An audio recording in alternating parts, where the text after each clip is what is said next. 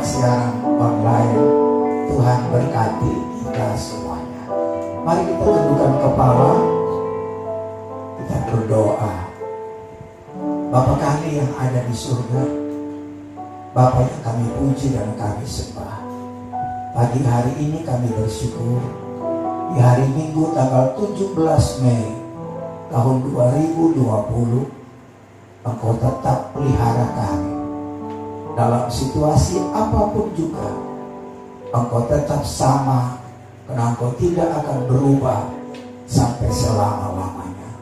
Kalau kami ada, ini anugerah-Mu ya Tuhan. Kami masih diberi sehat, diberikan kekuatan, hati kami ada sukacita, pikiran kami terpaut hanya kepada-Mu. Berkatilah kami lewat siaran ini maupun jemaat yang mengikuti di rumah masing-masing. Kami berdoa roh yang sama, roh Allah turun yang mengikuti acara ini menjadi kemuliaan bagi nama-Mu. Segala pengaruh apapun juga, intimidasi, darah Yesus hancurkan semuanya. Lalu kami di hari kemenangan ini tanggal 17 Mei kami boleh memuji Engkau lagi dan mendengarkan firman-Mu. Berkatilah Tuhan dari awal sampai akhir. Kami berdoa dan teralaskan dalam nama Tuhan Yesus. Haleluya. Amin. Puji Tuhan Ibu Bapa, kekasih Tuhan. Mari kita angkat pujian kita. Hanya Kau Tuhan di hidupku. Puji Tuhan.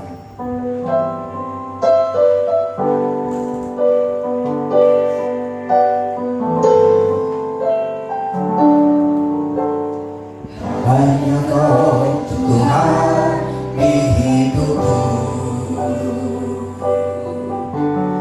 Kau berikan hidup yang baru. Kau menyucikan pulihkan hati. Ku nyatakan Kaulah selamanya.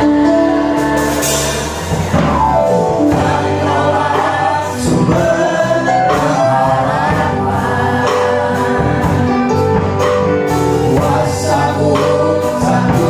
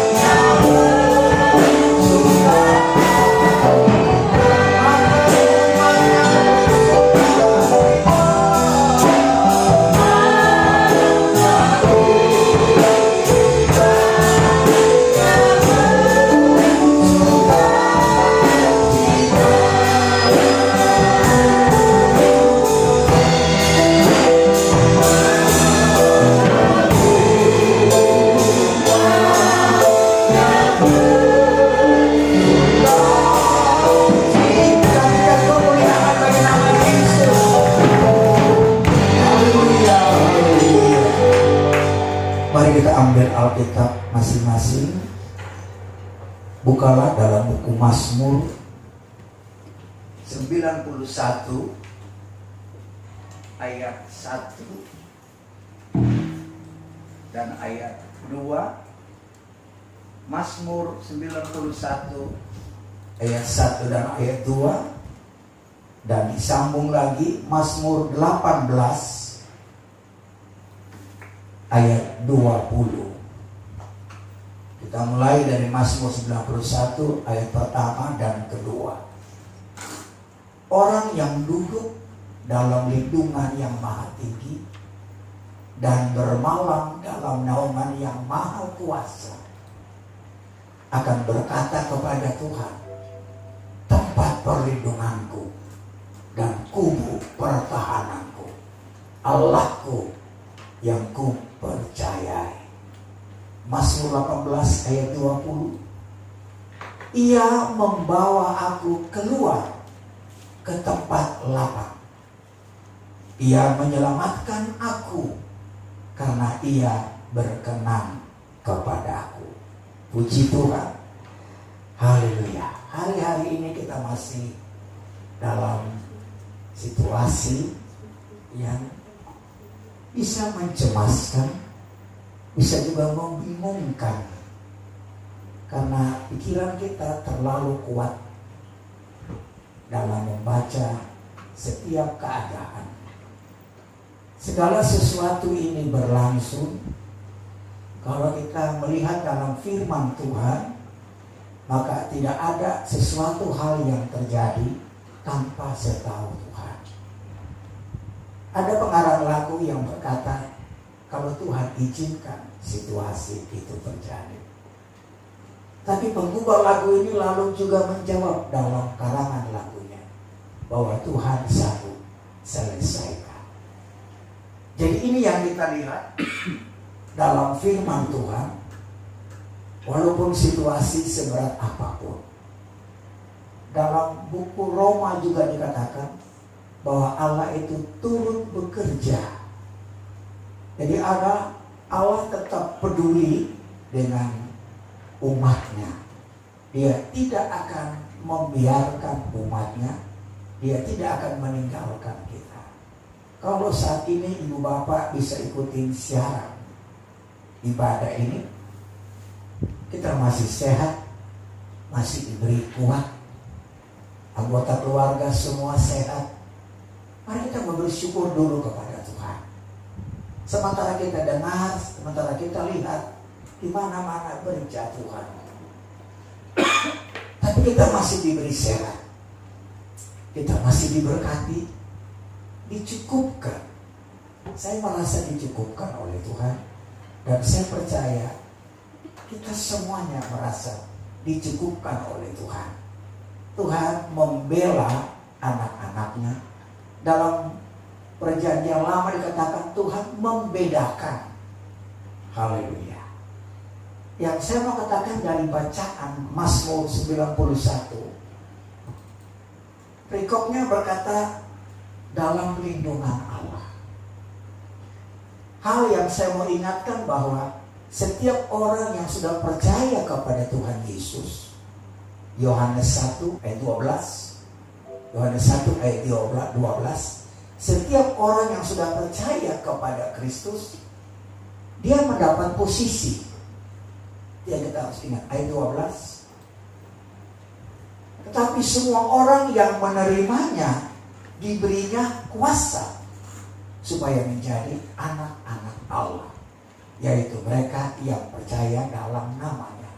Jadi hal yang selalu tertulis dalam hati dan pikiran kita sebagai orang yang sudah percaya kepada Kristus, kita mendapat posisi sebagai anak-anak Allah, karena kita sudah percaya kepada Tuhan Yesus. Apapun yang sedang terjadi saat ini, Alkitab menubuatkan ramalan-ramalan akan banyak tanda-tanda kesukaran yang terus berlangsung di dunia ini. Akan semakin sulit.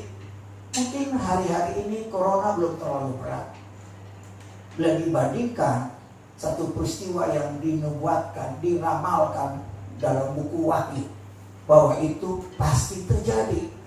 Rasul Paulus juga coba menulis tentang keadaan akhir zaman. Banyak penulis-penulis yang Tuhan percayakan, mereka diberikan ilham roh untuk menyatakan. Tapi hal yang harus selalu tertulis dalam hati dan pikiran kita, kita sudah diberi posisi sebagai anak-anak Tuhan. Dan dalam pernyataan Roh Kudus, kita pun sudah menerima Roh Kudus. 2000 tahun yang lalu, setelah Yesus naik ke surga, kurang lebih tahun 33 Masehi, atau kita bulatkan saja tahun 34 Masehi, ia sudah naik ke surga. Dan ia sudah menurunkan roh, supaya kita semuanya menerima rohnya.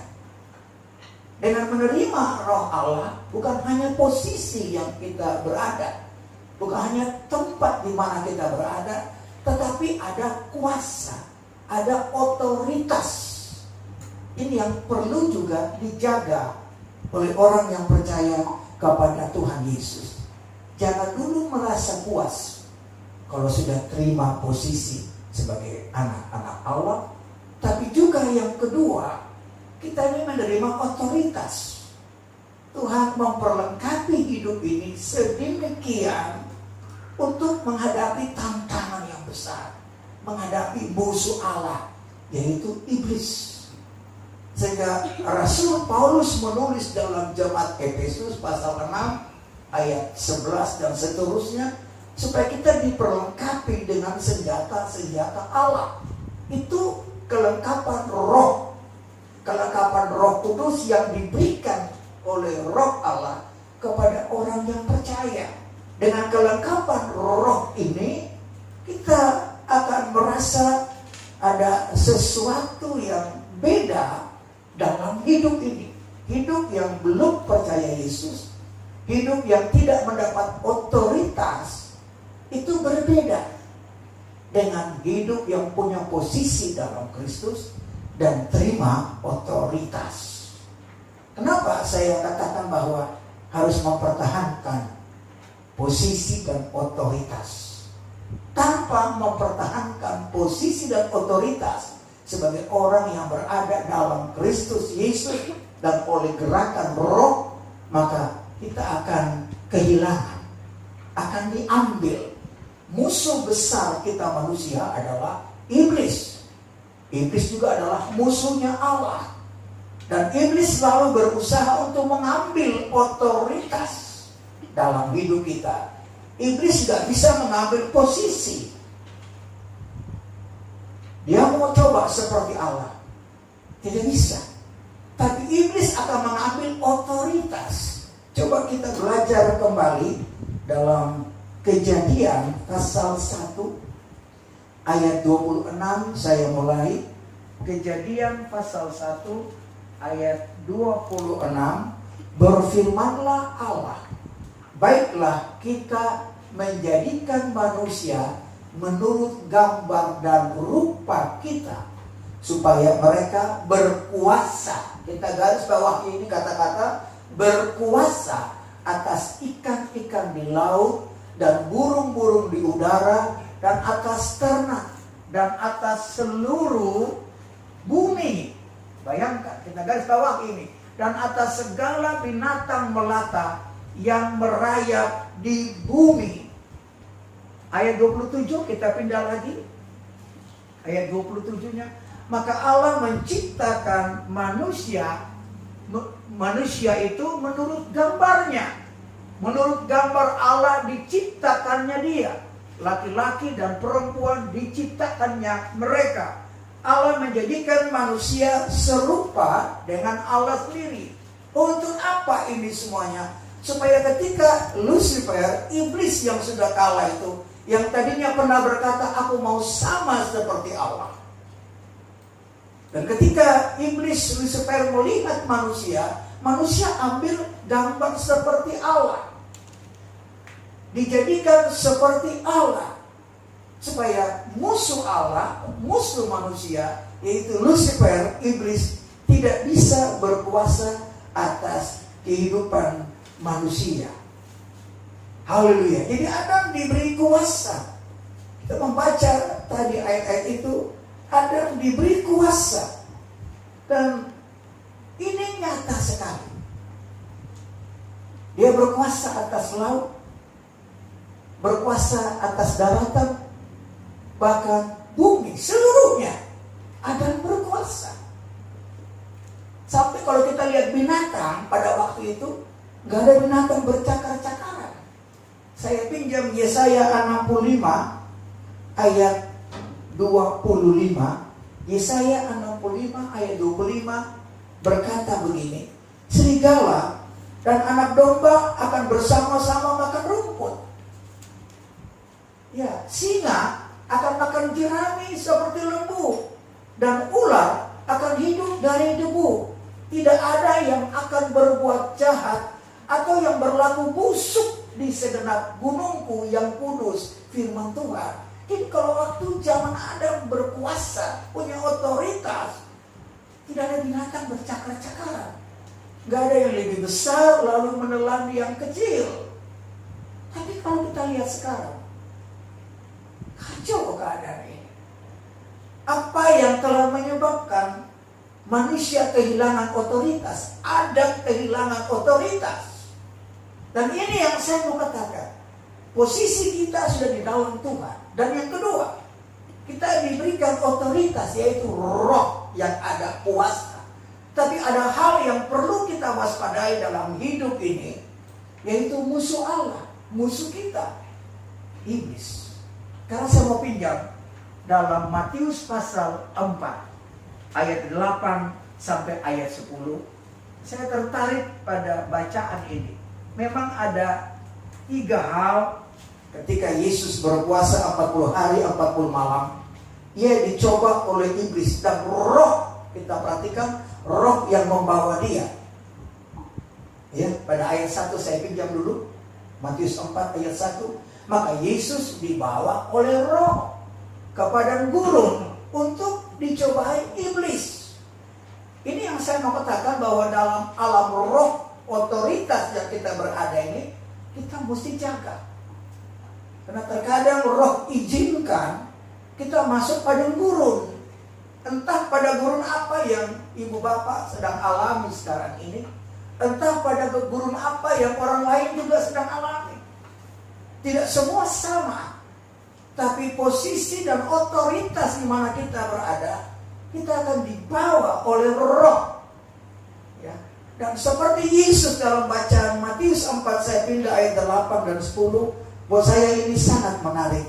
Dan iblis membawanya pula ke atas gunung yang sangat tinggi dan memperlihatkan kepadanya semua kerajaan dunia dengan kemegahannya.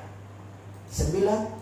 Dan berkata kepadanya, semua itu akan kuberikan kepadamu. Kita garis bawahi kata-kata ini untuk diingat. Semua akan kuberikan kepadamu jika engkau sujud menyembah aku. Ayat 10.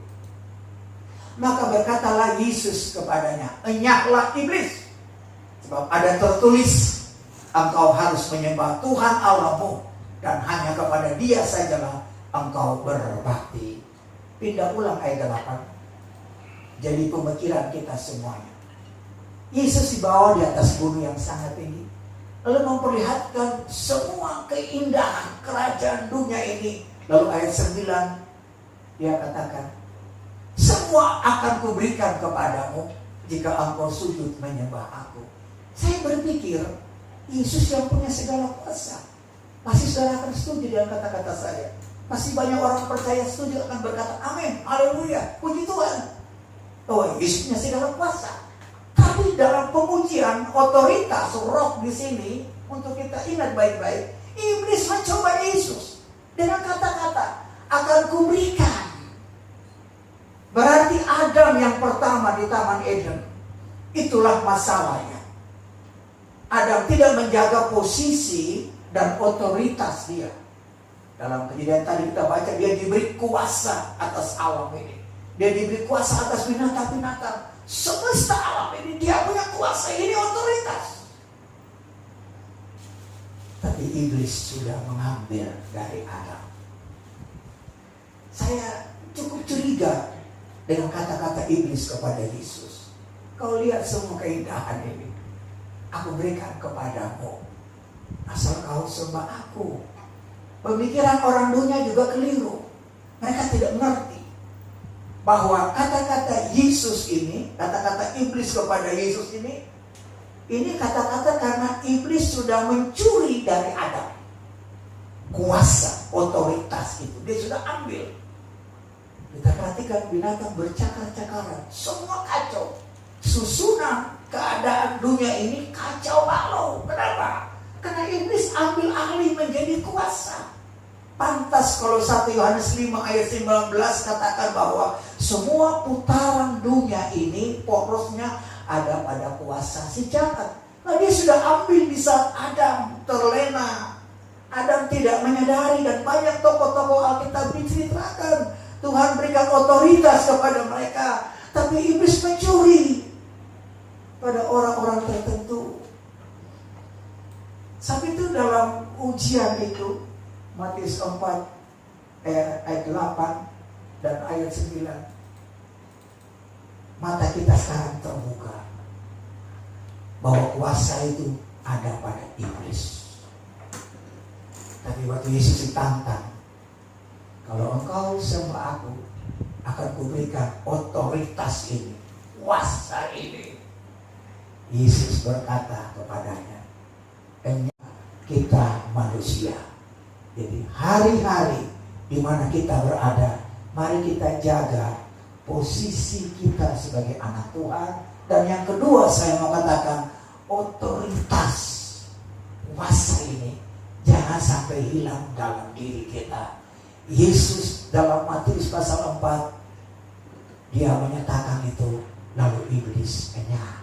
Lalu saya mau katakan kembali Matius 5, 6 dan 7, ia memulai dalam ministry, memulai pengajaran, memulai pelayanannya.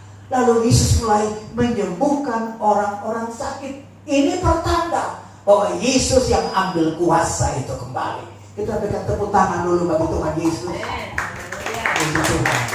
Dia menyembuhkan orang sakit. Ini pertanda dia ambil kuasa itu dari iblis.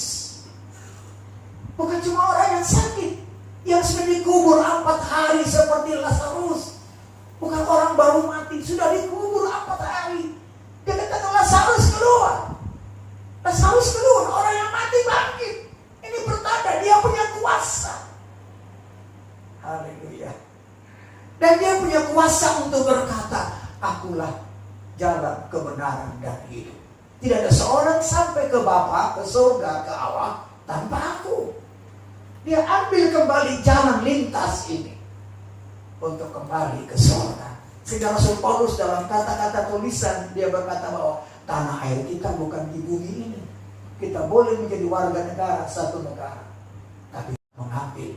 Makanya dalam Matius pasal 28, posisi kita, mari kita jaga roh dalam pernyataan otoritas, pernyataan kuasa, dan mari kita dengan kelengkapan senjata Allah kita taklukkan pekerjaan iblis. Mazmur 91 yang menjadi bacaan kita di sini, ayat 1 dan ayat yang kedua. Orang yang duduk dalam lindungan yang maha tinggi dan bermalam dalam naungan yang maha kuasa akan berkata kepada Tuhan, tempat perlindunganku dan kubu pertahananku, Allahku yang kupercayai. Ini menunjukkan posisi di mana kita berada sebagai anak-anak ketebusan Tuhan. Posisi kita sudah ada dalam perlindungan Tuhan. Posisi kita ada dalam naungan Tuhan. Haleluya. Dia menjadi benteng, menjadi kubu pertahanan. Dikatakan dalam Mazmur 18 ayat 20 lagi, bagaimana dikatakan di sana bahwa untuk pemimpin biduan, ayat 20, ia membawa aku keluar ke tempat lapang, ia menyelamatkan aku karena ia berkenan kepadaku. Posisi juga ini menunjukkan posisi kita di mana kita berada, yaitu dalam Tuhan. Maka kalaupun kita harus di tanah lapang atau padang gurun tadi katakan, tempat yang kering, ia akan menyelamatkan aku. Saya percaya janji Tuhan bahwa bagi orang yang percaya dalam nama Tuhan Yesus, ada perjanjian kehidupan dalam diri kita. Sebab itu kuatlah dalam Tuhan, tetaplah tegar, ya, harus benar-benar mantap dalam Tuhan. Jangan mau digoyah imanmu, pengharapanmu, kasihmu kepada Tuhan. Kita harus pegang teguh, karena Tuhan yang sudah pegang segala kuasa. Posisi dan otoritas kita terlindung karena Tuhan. Amin. Mari kita nyanyikan pujian tadi.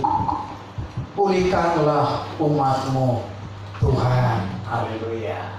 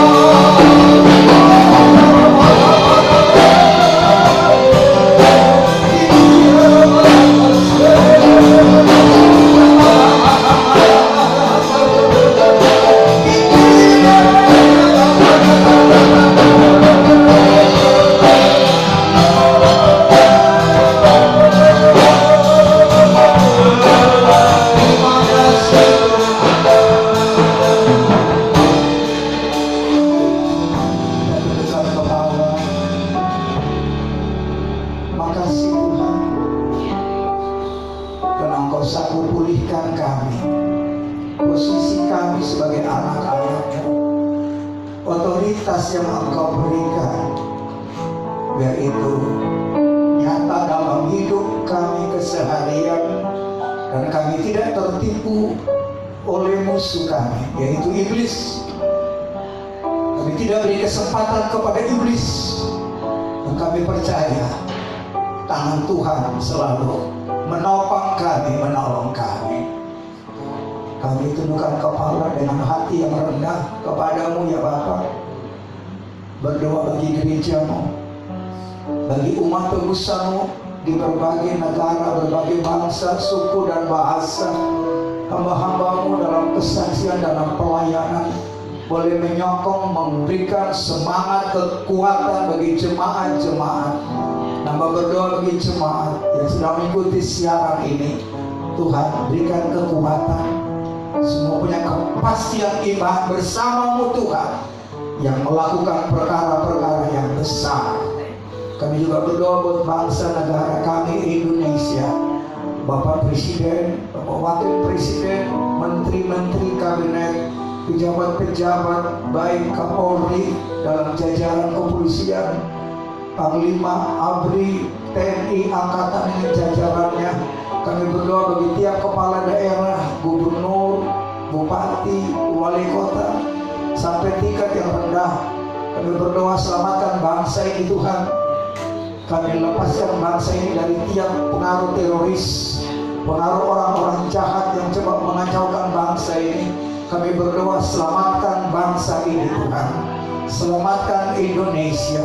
Kami percaya tim-tim dokter, medis, perawat yang sedang bekerja keras menangani orang-orang yang terkena secara positif COVID-19. Kami berdoa, dan untuk keselamatan jiwa-jiwa ini, para medis Tuhan berikan mereka semangat, kekuatan, tenaga ekstra. Biarlah kasih sayang Tuhan terus terjadi. Kami percaya Bapa, Engkau sendiri yang berperang ganti kami, mengusir pengaruh COVID di negara ini. Bahkan di tiap-tiap negara, Engkau yang berperang ganti anak-anak-Mu di sana, yang bergumul berdoa siang dan malam supaya dilepaskan dari pengaruh COVID ini. Karena kami tahu Tuhan yang pegang kendali, Tuhan yang punya kuasa. Apapun ramalan dan nubuatan yang terjadi, tapi Tuhan pegang kuasa atas semuanya. Kami percaya juga buat ekonomi bangsa kami. Pulihkanlah ya Tuhan, pulihkanlah ya Tuhan ekonomi. Anak-anak Tuhan selaku pelaku-pelaku usaha, selaku pengusaha, pedagang, pekerja, toko, penghidupan, pencarian, hasil tangan, dagangannya, Tuhan memberkati, Tuhan melimpahkan berkat-Mu, Tuhan menyatakan anugerah-Mu atas umat-Mu Tuhan. Aku berdoa buat jemaat yang Aku layani, berkati mereka, cukupkan apa yang diperlukan, adakanlah yang diperlukan. Allahku sumber yang mampu mencukupkan, mampu mengadakan, adakanlah. Kalau tubuh-tubuh ini juga lemah, Tuhan beri kekuatan. Tuhan terima kasih. Kami rindu untuk waktu yang dekat, kami bisa berkumpul lagi sebagaimana biasanya, sebagaimana kami suka berkumpul sebagai anak-anak tebusan-Mu. Bisa satu suara kami, satu hati kami memuji memuliakan Engkau. Bapak mohon berkat. Kalau di rumah ini kami adakan ibadah secara online, Tuhan memberkati rumah ini. Usaha pekerjaan dagangan yang diusahakan, Tuhan lindungi, Tuhan berkati, Tuhan limpahkan berkat-Mu. Di mana ada tabut Allah, maka di sana ada puji-pujian penyembahan, di sana ada berkat Allah dicurahkan di tiap mesbah, di mana juga anak-anak Tuhan adakan di rumah masing-masing. Tuhan berkati, Tuhan berkati keluarga ini, Tuhan berkati semua anak-anak-Mu. Kami terima berkat-Mu Tuhan. Engkau tetap setia dan tidak akan berubah janji-janji. Kami naikkan doa syukur kami. Segala kemuliaan hanya kepadamu, hanya kepadamu Yesus yang tidak pernah berubah. Di dalam nama Tuhan Yesus, segala kekasih Tuhan, arahkanlah hatimu kepada Yesus Kristus, Dialah Tuhan, Dengan tangannya yang terbuka dia memberkati. Terimalah anugerah sejahtera berkat. Terimalah pernyataan kasih sayang dari Allah Bapa di surga.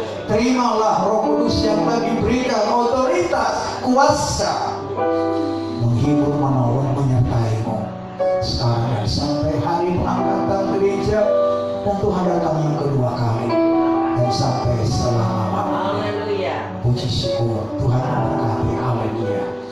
Amin. Selamat Ibu Bapak, Tuhan berkati kita semuanya. Sampai kita berjumpa lagi.